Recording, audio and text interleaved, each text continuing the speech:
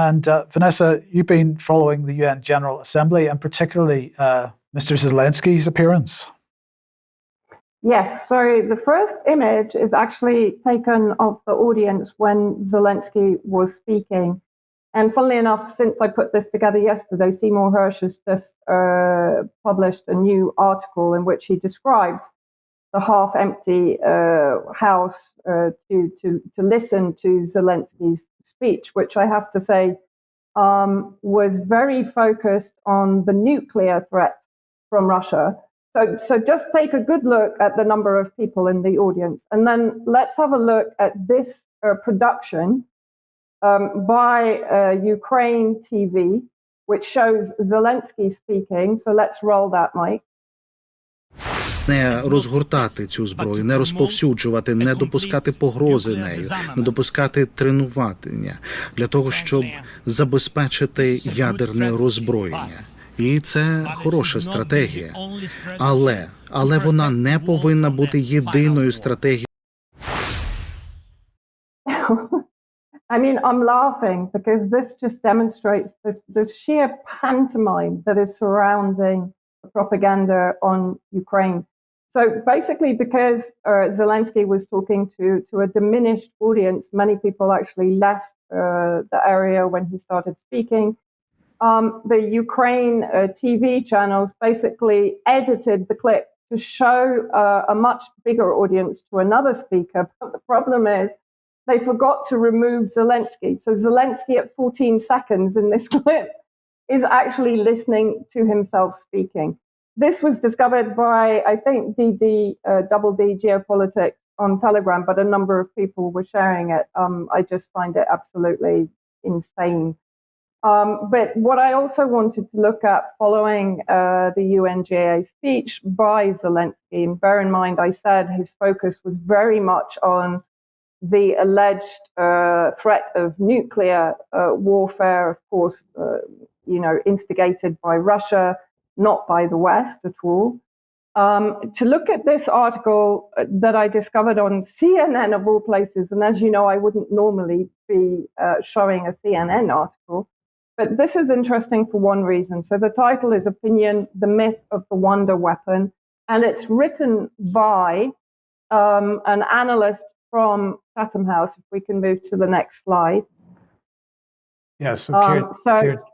Yeah, Keir Giles, who works with Russia and Eurasia program of Chatham House, which of course is an international affairs think tank in the UK, I would say heavily connected to intelligence agencies and directly to the government, and influences the government. He is author of Russia's War on Everybody and What It Means for You, and the views expressed in this commentary are his own. But his views are very interesting. So he talks about the mass supply of weapons, like, for example, HIMARS, Patriot air defense, Abrams tanks, cluster munitions, F-16 fighter jets to Kyiv, and then just moving on to the next slide. He then actually, very interestingly, he emphasizes the fact, now bear in mind, he's a contributor to Chatham House. He says the UK in particular has consistently led the drive to give Ukraine what it asked for, as well as disregarding US concerns about what Ukraine can strike with what it is given. This is an extraordinary admission here. He goes on basically, if we move on to the next slide, in this, I thoroughly recommend reading this article because it gives a huge number of pointers as to who is really driving the war in Ukraine. And I would say from this article and from Seymour Hersh's recent article, it's not the US, it's the UK. And I would say that was also prevalent in Syria. If you remember in 2017, Trump was talking about withdrawing from Syria. And suddenly we had the Khan Shaykhun alleged chemical attack, which was produced by the White Helmets, the predominantly MI6 created group embedded with Al-Qaeda and other armed groups. So he goes on to say, Zelensky knows there's a risk that the window of opportunity may eventually start to close on backing from Washington itself, basically because there's a potential change of presidency and political trends are likely to change. We know that Trump is talking about ending the war in Ukraine.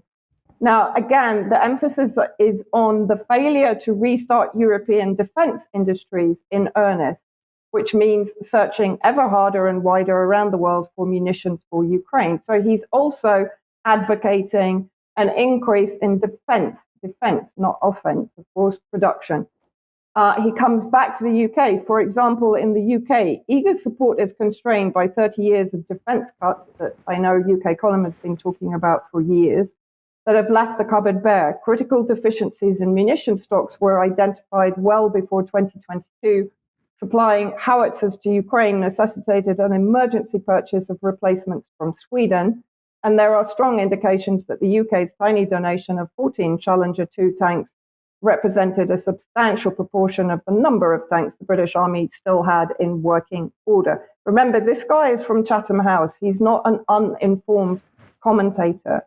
He also then comes back to this need for increasing defense production. Most Western leaders have done an exceptionally poor job of explaining to their electorates that that means huge reinvestment in defense, and the industry supporting it is vital and overdue. As the US becomes increasingly focused on China, another clue, the defense of Europe will increasingly rely on those frontline states, which of course includes Poland. We've talked about the possibility that Poland will be pushed into the breach that has been left by the death or the death count of Ukrainian soldiers that understand the threat and are willing to take it seriously. Well, I'm not quite sure how seriously right now. Poland is backing off on arms supply. So it's an interesting reflection, I think, of what actually is really going on. And it does appear that the UK is driving this campaign in Ukraine. And of course, a lot of it, Vanessa, is sheer desperation because the Ukrainian counter-offensive has failed. There is no doubt about that, with huge losses. And Ukraine's now at the point where it simply doesn't have the wherewithal to continue the battle. And we wait to see what Russia's going to do. But yeah, the West has given up its defense industry and now it's paying the price, if we believe the traditional argument.